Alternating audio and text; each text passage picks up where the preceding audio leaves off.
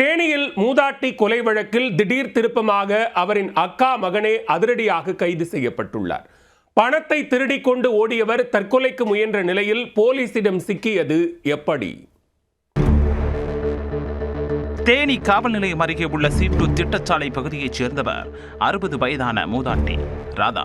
இவர் தன்னுடைய வாழ்வாதாரத்திற்காக உடன் பிறந்த சகோதரர் சங்கரநாராயணன் என்பவருக்கு சொந்தமான செக்கு எண்ணெய் உற்பத்தி கடையில் வேலை செய்து வந்தார்.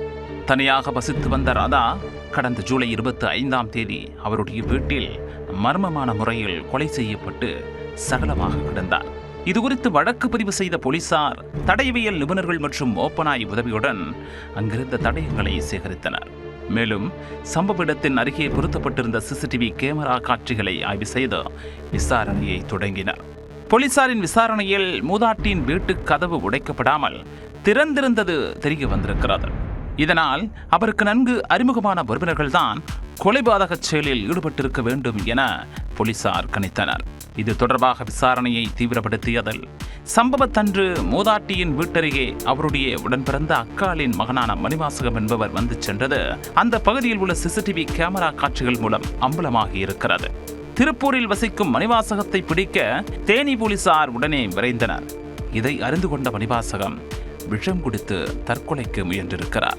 மணிவாசகம் ஏன் தற்கொலைக்கு முயற்சிக்க வேண்டும் என போலீசாருக்கு சந்தேகம் எழுத்தது.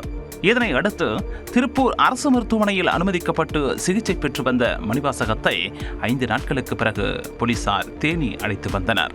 அவரிடம் நடத்தப்பட்ட விசாரணையில் 42 வயதான மணிவாசகம் திருப்பூரில் வஞ்சிப்பாளையம் பகுதியில் குடும்பத்துடன் தங்கி அங்கு கார்மெண்டில் பணிபுரிந்து வந்தது தெரிய வந்திருக்கிறது.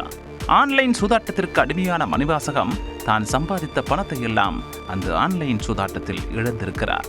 இதனால் அவர் கடன் நெருக்கடிக்கு ஆளாகி இருக்கிறார். இந்த சூழலில்தான் தேனியில் வசித்து வந்த தன்னுடைய சித்தியான ராதா 30 லட்சம் ரூபாய் மதிப்பிலான நிலத்தை வாங்க முடிவு செய்திருப்பதும் அவர் வட்டிக்கு பணம் கொடுத்து வந்ததும் தெரிய வந்திருக்கிறது.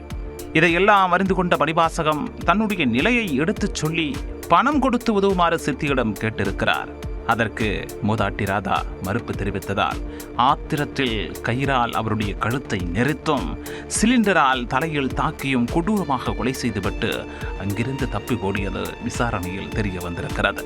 மூதாட்டியின் வீட்டில் இருந்த 15,000 ரூபாய் ரொக்கப்பணத்தையும் எடுத்துக்கொண்டு அங்கிருந்து அவர் தப்பி ஓடியதாக வாக்குமூலமும் அளித்திருக்கிறார்.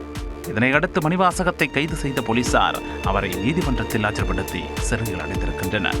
கடன் சுமையை போக்குவதற்கு பணம் கேட்டு தர மறுத்த சொந்த சித்தியை கொடூரமாக கொலை செய்த சம்பவம் தேனியில் அதிர்ச்சியை ஏற்படுத்தி இருக்கிறது.